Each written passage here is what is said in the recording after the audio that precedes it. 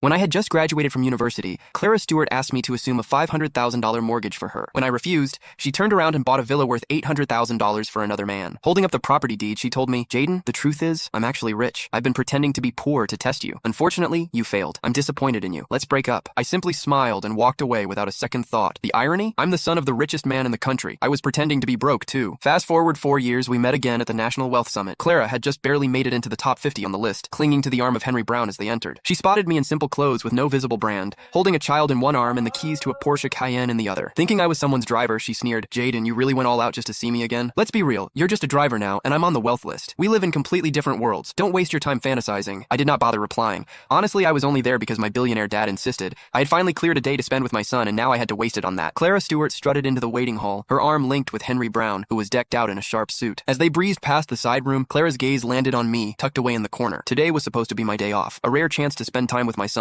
However, my father, Jim Lawrence, had roped me into attending the Wealth Summit. With my wife out of town, I had no choice but to bring my kid along, planning to duck out after a brief appearance once the meeting kicked off. I was dressed down in comfy clothes, jingling the Cayenne keys to keep my son entertained. To Clara, I must have looked like a hot mess, playing chauffeur and babysitter all at once. She made a beeline for me, her voice dripping with scorn as she said, "Jaden, look at you, running errands for others. You're nothing without me. What a shame that you couldn't pass my test. You could have been the one by my side." She squeezed Henry's hand as she went on. "However, hey, I should thank you. You made it possible for me to find someone who really loves me." Henry flashed her a soft, reassuring smile. "Jaden's probably kicking himself now. Poor guy can't spot a good thing when he sees it. He got what he deserved, though. No surprise he's ended up this way." He turned to a staff member walking by. "We've got VIPs here today. How can you let just anyone in? What if there's trouble? Are you ready to handle that? Go on. Get this driver out of here." Little did they know my simple outfit was tailor-made by top-notch designers. I had been so swamped taking over my father's company over the last couple of years that I had not been around much. They had not seen me, and based on their shallow take on my looks, they fell for Henry's story hook, line, and sinker. The staff's voice was icy as they said, "Sorry, sir. This area is for authorized personnel only." I stood my ground, my voice steady, saying, "I'm here for the summit too. I have every right to be here." They paused, probably recalling those quiet types who turn out to be somebody important, and decided not to mess with me. Clara, on the other hand, burst into laughter like she had heard the funniest joke ever. "Ha! You? A college kid scraping by on scholarships is on the wealthy list? That's a good one. And you claim you're here for the summit? Is your name even on the list?" My name was not there, of course. The Lawrence family had put my father's name down. It would not switch to mine until his retirement this year. Clara saw my hesitation and turned to the staff, smirking. "This guy? He could have been my husband if he'd passed my little test back in the day. Poor people will always be just that, obsessed with money, blind to the big picture,